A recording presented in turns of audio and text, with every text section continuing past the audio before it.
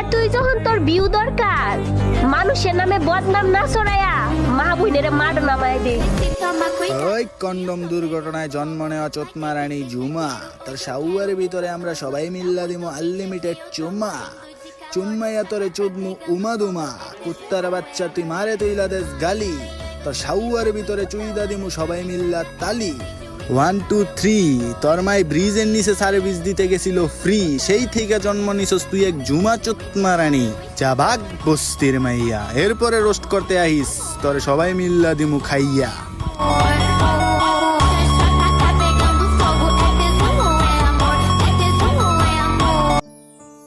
আচ্ছা সাদিয়া, মানে তোমার লইও কি এরকম কিছু হইছে? মানে মানুষ একবারে মাঝে মাঝে কথা আমার না বললে না তার ইচ্ছা রাখছে না, বুঝছো? আমার করে মনটা ভাঙে গেছে গা। মানুষ মানে মিথ্যা কি বানায়া উচিত মিথ্যা কথা কইয়া আর যে সত্যি কথা ইয়ার উপরে ইতা সাফায় দে ভাই, বলার মতো না। এসব ভিডিও দেখে আমার মানে কি কইতাম, আমার বলার মতো না বই। বিশ্বাস করবি আর না করবি। আচ্ছা পাবলিক এরকম খারাপ কি লিগে, মানে এত বাজে কি লিগে নেই বুঝি না। হ্যাঁ, একজন ভালো মানুষের পাবলিকে মানে কিরকম ভাবে একটা জঘন্য বানা, মানে বুঝার মতো না। মানে আজকে কি কইতাম, কিছু কিছু টিকটকের ভিতরে গেছি, যাওয়ার পরে মানুষ আমার লইয়া এরকম ভাবে ভিডিও বানাইতেছে, মানে কতই আমি কইতাম পারতাছি না, আমার কথা কইতে অনেক কষ্ট হইতাছে। আচ্ছা আমি কি দোষটা করলাম এটা তো জানি না, আমি কি দোষটা করলাম? আর আমি তো আমার নিজের আইডিতে কারোর একটা গালি টালি দিছি না, এতটুকু কইছিলাম কি জানো, মানে এতই যখন ভিউ দরকার মা বোনের মানো নামাই দিলই তো, মানুষের নামে মিথ্যা গল্প না বানাইলে মানে এরকম একটা। তো যাই হোক, একটা আমি ভিডিও বানাইছিলাম, হয়তো তোমার দিছি না দিছি আমি জানি না। তো এত খারাপ মানে পাবলিক, এই দুনিয়ার মানুষ, আল্লাহ কি তার বিচার করতে পারে না? আল্লাহ ভালো মানুষের এত কষ্ট দেয়, আল্লাহ ইতানের বিচার করে না, বুঝছো? মানে এত খারাপ লাগতেছে, অনলাইন জগৎ এত বাজে। তোমারও কি কোনো সময় এরকম হয়েছিল? মানে তোমার মানুষ এরকম কইছে কোনো সময় না? এরকম কইলে তুমি কি আপনি উইন্ডে ডাকছো বই? জানিস ঝুমা, তোকে দেখে আমার সেই 2019 সালের সাদি গেমিং এর কথা মনে পড়তেছে, যে এত সাফার করছে না পারতে 2022 কমিউনিটি ছেড়ে চলে গেছিল। আজ হয়তো আমি আগে থেকে অনেক বেশি ম্যাচিউর, অনেক কিছু অনেকভাবে সামলাইতে পারি, কিন্তু তোর পরিস্থিতি দেখে আমার সেই আগের কথা মনে পড়ে গেল, যেভাবে আমি দোষ না করে অনেক কিছু সহ্য করছি। কিন্তু তোমাদের সবাইকে বলতেছি, আমি একসময় যা সহ্য করছি আমার নিজেকে নিয়ে কোনো আফসোস নাই, কিন্তু তোমরা কেউ এই বাচ্চা মেয়েটাকে আর হেট দিও না, ওর নামে মিথ্যা ছড়াইও না। তোমরা যারা জানো তারা তো জানোই, এইটুকু বলার তোমাদের কাছে রিকোয়েস্ট। হ্যালো, আসসালামু আলাইকুম এভরিওয়ান, আশা করি তোমরা সবাই ভালো আছো। বিগত অনেকদিন যাবত তোমাদের বিনোদন দিয়ে আসতেছি, হয়তো তোমরা অনেকে আমার পরিচয় জানো, অনেকেই জানো না। আমি চাইছিলাম না এরকম ভিডিও কোনো সময় তোমাদের সামনে নিয়ে আসবো, আজকে এরকম ভিডিও বানাইতে বাধ্য হইতাছি। বিগত 9 মাস ধরেই আমি অনলাইনে আসছি, এক কথাই বলতে পারো আমি নতুন ক্রিয়েটার। তোমরা যারা আমার সেই প্রথম থেকে ভিডিও দেখো তোমরাই জানো আমি কিরকম।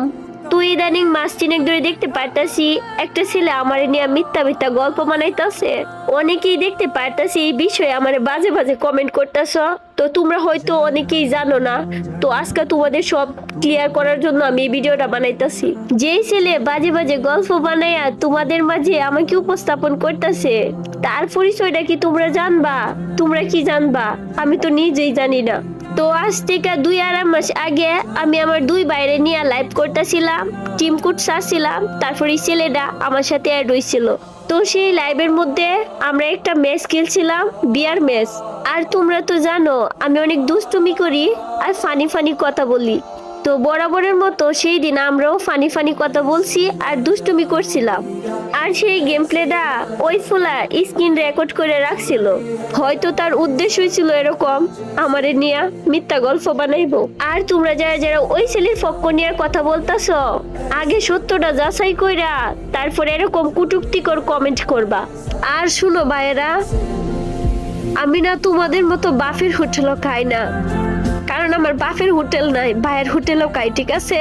তোমাদের তো বাপ আছে, তো বাপের হোটেলও ভাত খাওয়া তো খুবই সহজ। একবার বাপ মরলে ভাইয়ের হোটেলও ভাত খাইতে যাইও, দেখো কতটা কষ্ট। বাবা ছাড়া এতিম মাইয়া আমি, আমার নামে যেন মিথ্যা গল্প বানাইছো। আল্লাহ ছাড় দে, কোনো সময় সাইডে দিত না। সামান্য বিয়ের লাগিয়া একটা মানুষের এত বাজে বানানো কি দরকার ছিল? তোমরা হয়তো আমার সবসময় হাসি খুশি ভিডিও দেখো, আমার কষ্ট কোনো সময় আমি কাউরে কই না, ঠিক আছে? আজ পর্যন্ত এরকম কোনো কিছু নাই আমার, হয়তো সামনে থাকবো না। তো যাই হোক, আমার নিয়ে বাজে বাজে ভিডিও বানানি বন্ধ করো। আমার একটা কেরিয়ার আছে, আমি একটা মাইয়া মানুষ। তোমরা অনেকেই ভাববা আমি অভিনয় করতেছি, প্রত্যেকটা ভিডিওতে তোমাদের হাসি খুশি রাখার লাগে আমি এরকম ফানি ফানি কন্টেন্ট বানাই। এই দুনিয়াতে একমাত্র আমি বোধহয় মন খুলে হাসতাম পারি না, আর আমি তোমাদের হাসির ভিডিও দেই কারণ তোমরা হাসি খুশি তার জন্য, একটু আনন্দ মনটা তোমাদের ফ্রেশ তার জন্য আমি এরকম হাসি খুশি ভিডিও দিই। আর দিন শেষে তোমরাই আমার এরকম বাজে বাজে কমেন্ট করো। আচ্ছা, তোমরা যেন এই ছেলের সাপোর্ট করতেছো, আর এই লাইভের ভিডিও ছাড়া এই ছেলের সাথে আর কোনো ভিডিও তোমরা কি দেখতে পারছো? আর তোমরা আমার প্রত্যেকটা ভিডিও চেক করো, ভিডিও চেক করে তোমরা দেখো আমার নি কারোর সাথে এফআইআর আছে। আমরা মাইয়া মানুষ দেখা কোনো জায়গার মধ্যেই কোনো সঠিক বিচার পাই না। আগে জানতাম মাইয়া মানুষ ওই বুঝি মিথ্যাবাদীও, আর এখন জানি কিছু কিছু ছেলেরা এরকম ভাবে মিথ্যা গল্প বানা যেগুলা মানুষ বিশ্বাস করতেই বাধ্য। তো আপনাদের উদ্দেশ্যে আমার একটা কথা, দয়া করে কেউ বাজে বাজে কমেন্ট করবেন না। যদি আমার ভিডিও ভালো না লাগে আমার আনফলো করে দেন। আমারে ভুল বোঝার মতো কোনো অডিয়েন্সের আমার দরকার নাই।